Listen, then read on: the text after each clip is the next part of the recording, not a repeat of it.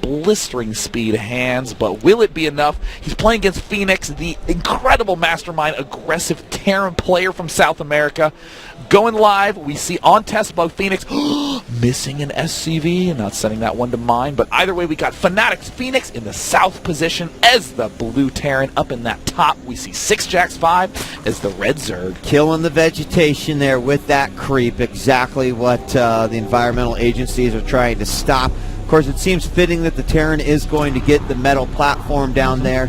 But again, I'm excited to see Test Bug. I really wish that we could see this map in some more competitions, not just limited to MLG. I know that it's been in some of the Icy Cup competitions as well. But I'm a fan. I'm a fan, Day. I won't lie. It's one of those weird moments where often it's all about the comfort of the players. Each player does get a map downvote, so that means that they will get to choose one map that cannot be played in their best of 3. And generally you'll see players vote a map down that is perhaps bad for their matchup or perhaps that they really dislike. But too often you'll see players waste that downvote and just go for a map that they don't know. They'll say, I don't know how Test Bug works, I'll just downvote that. When in reality, this is a map that, if you practice on, has a lot of very interesting timings on the expansions. A lot of Zergs are liking Test Bug. Will Fenix have a good build prepared?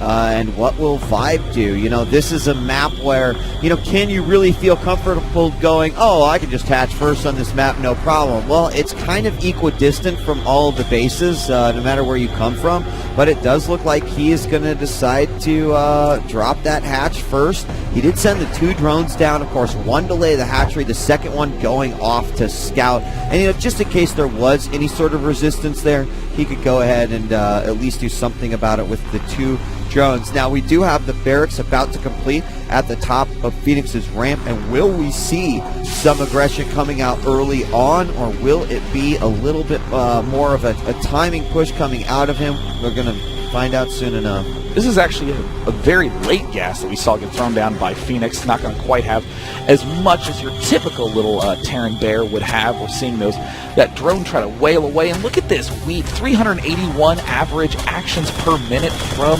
Vibe. Oh, and he steals the gas. I love this play by Zerg. If you steal the gas geyser, you immediately cut off a huge set of strategies. Things like big mech plays, strategies like fast banshees that require a ton of gas to do SixJax Vibe suddenly does not need to worry about them at all. Yeah, and he does go ahead and throw down that factory just outside of the view of the extractor. And it'll be curious. I'm very curious to see what exactly he's going to do with that. I mean, obviously with the Marine beating away on that extractor, 2 now, the 3rd one on the way. He's going to probably take that no problem. The hatchery is up for Vibe now as well, and he will take that gas immediately after destroying it. There is no gas for the Zerg yet, so yeah, he's going with this very, very drone heavy. We've got the Queens coming out. And the spine crawler at the front, he's just going to opt to go that way before he finally puts down that extractor. But, of course, he's going to have speed a little bit late than he normally would. So here comes the Zerglings. Wolf Fenix already trying to do a little bit of a pushing action. Again, this is the aggression that makes Fenix such a tough player to play against, but also that can potentially be his downfall. That's why he's bringing this SCV, a leading unit, just to poke a few inches ahead to see if there's any big threat coming down the pipeline. We see SixJax Vibe has still yet not taken a gas. And wow, look at this. Fenix is going to go for the Banshee anyways. He will not have enough to get Cloak up because SixJax Vibe stole that gas. And oh, look at this. Fenix tricking the Queens into being at the south position, squeezes in the main with the Hellion, and is now going to get to run free. No roaches, no Zergling speed. This Hellion could do a ton of damage, Marcus. Yeah, and he is going to go ahead and roast 1 drone, and the drones are now going to give chase. He tries to block it, and they're perfectly done. And the pool placement actually does have some cause and reason for being right there, and exactly that he pulled out. And I think really only 1 drone, but the Marines do go into the natural. Is he going to take out that Queen? The Queen staying out of range, though, down to about 25 hit points, and the Spinecrawler being at the front did limit the range that those Marines did have. They had to skirt through the back line, and they will easily get taken out. So look at that. He is going to get Cloak anyway. Yeah. A little bit later. You know, this is going to be a very big surprise for Vibe. Now, I said when you take this gas geyser, he suddenly doesn't have to worry about any sort of fast Banshee action. And we see Fenix, well, it looks like he's going for this Banshee with Cloak anyways. Keep in mind, this is a very delayed Banshee. Fenix had about 150 gas when that starport finished, saved up, got Cloak first, then waited till he had 100 gas, and then built a Banshee. So Vibe, ordinarily, would be able to hold this off with ease, but because he got thrown off a little bit by that Hellion, could potentially be in trouble. And here comes Fenix's Banshee, already starting to wail away on those thrones, and here comes the Queen thinking they're going to clean it up, and there's the Cloak. Vibe must be shocked that he was up against Cloak Banshees, and look, the Queen's going to end up getting taken down. Fenix is going to do a ton of damage. Yeah, he's going to do a ton. The lair is just morphing right now. This Spore Crawler has to get done. He did put one down in both of the mineral lines, but look at the amount of kills, 9. It's going to go up to 10, and finally the Spore Crawler hits. He gets out of there, does take 2 blasts from that, and a hit from the Queen. Now he's going to go over here, and he may be able to pick off some of these drones from the side without being in range of that Spore Crawler, and he will. The lair is just now completing, only then can he get the Overseer out, and the Cloak energy will run out. Now we do have another Banshee incoming. Yes, is already at the natural, doing some damage, and Queen will be able to see it thanks to that Spore Crawler. But he's got to be careful, going to have to go in and out. May just try to pick this Queen off down to 77 points of health. There are more Queens on the way, but because of that Spore Crawler, it will be denied. And we're starting to see how brilliant Fenix's interactions are with all his aggressive units. That Hellion Marine push at the start, the Hellion did a good bit of damage. The Marines did a good bit of damage. Together, they delayed any anti-air defense for Fenix. And wow, look at this, getting an unusual, very fast Viking. This Viking is going to be used to pick off all these Overlords that are lying around. This is a play you rarely ever see after a fast Banshee. A Fenix, I keep calling Vikings Phoenixes because the player's name is Fenix. Oh, a nice transfuse on the Overlord.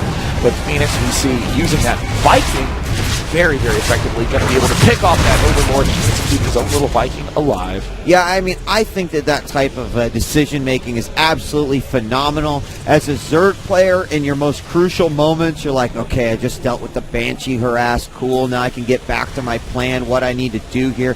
And he is healing up both of those Banshees back in the main mineral line of his base. I'd like to see that, those units not just thrown away.